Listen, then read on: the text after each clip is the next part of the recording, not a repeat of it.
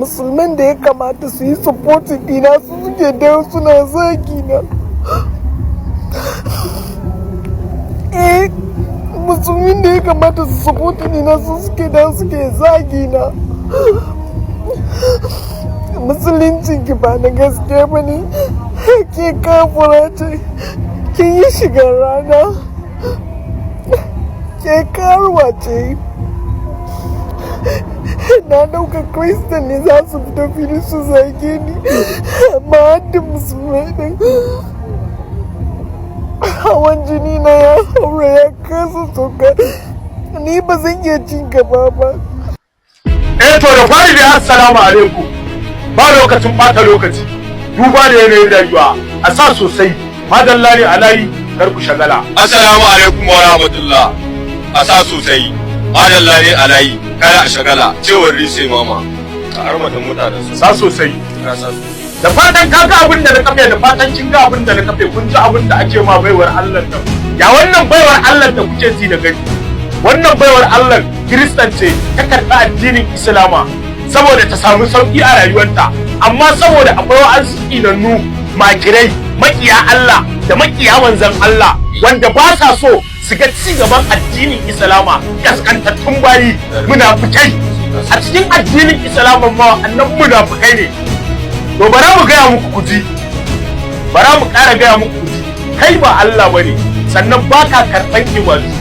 Wannan da kake gani maybe ma wallahi ibadar da dan shigowar da dan musulunci dan tiket din nan wallahi maybe ma ta fi ka amfani a gurin ubangijin ma, amma kana zuwa kuna zaginta kuna ce mata karuwa. Why? Kai ka halicce ta, Allah ya yanta ta, ta shigo addinin Islama. To fa ku ta abin da yarinyar take faɗa, magana take yi tana cewa an ce addinin Islama wai yana wanzar da masala. Yarinya ba wai an ce bane, wannan haƙƙun addinin Islama yana wanzar da gaskiya da zaman lafiya a cikin al'ummar annabi.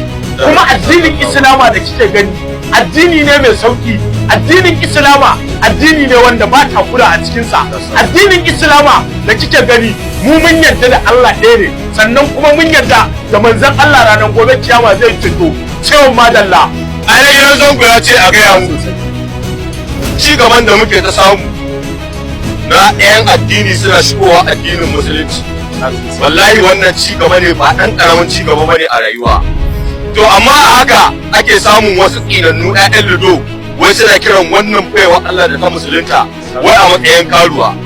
Kai ka isa ka yanke mata hukunci waye kai. Kawai mutum yake ya shigo addinin musulunci tamkar ranar da uwar shi ta haife shi, haka ya faɗo duniya, haka Allah zai mai da shi. To bari ka ji mu gaya ma, wannan lissafin banza ne mace ta shigo addinin musulunci ka zo wai kana kiranta karuwa don mai cikin uwarka. Ta iya yiwa ma uwarka ce karuwai, tunda kila ma aka lissafa kila yadda aka ci uwarka aka mamuri baban aka samu aka dirka mai ita. To bari ka ji mu gaya ma, lissafin ka ya wuce ya kauda akan wai mutum in zai shigo addinin musulunci, wai musulman mu wasu daga cikin daƙiƙai munafukai su zo sun dikai su zo wai suna maganganun banza a kashi. Wannan yana nuna cewa idan wani yana so shigo wallahi ba zai shigo ba, saboda ya duba da yanayin rayuwa. Ai ba za ta yi a ce na ga gani gawa ne ya isa wani tsoron Allah. Ai ba za ta yi a ce na ga an zagi wanda ya shigo addinin musulunci ne ya shigo ba. To bari ki ji mu gaya miki baiwa Allah ki haƙuri, wallahi addinin Islama addini ne na maslaha, addini ne na soyayya da rikon amana a junanmu. Kin san ko a cikin addinai kowane irin addini ne akwai munafukan addini. To masu zagin kin munafukan addini ne waɗanda ba sa son ki da rama. Kuma ke da kanki gashi nan kin faɗa kina an san addinin musulunci, sai kika ji ruhinki ya canza, kin samu peace of mind. To dama duba da yanayin rayuwa haka addinin musulunci yake. To ki haƙuri, akwai Allah, akwai abin da Allah zai.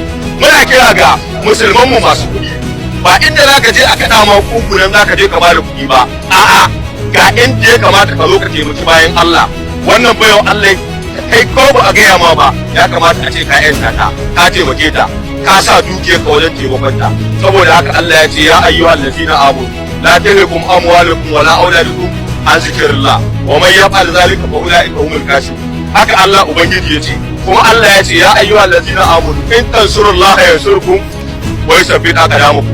ku sa dukiyoyin ku wajen taimakon addinin musulunci yanda gobe kiyama wallahi lahirarka ta kudu kai sai ma ka tsaya shakara za ka shiga aljanna to duba da yanayin rayuwa masu zagin wannan yare da ta shigo addinin musulunci da ku da uban baban ku din gindin uwashi kin ta gunguni kakansu kuma addinin musulunci darajar annabi da alqur'ani kamar yadda Allah ya ce zai tsare shi sai ya tsare shi saboda haka muke fatan Allah ya dauka musulunci da musulmai ya kaskantar da kafirci da kafirai da munafukan addinin islama cewa rishe mama cewa malam ladan mutum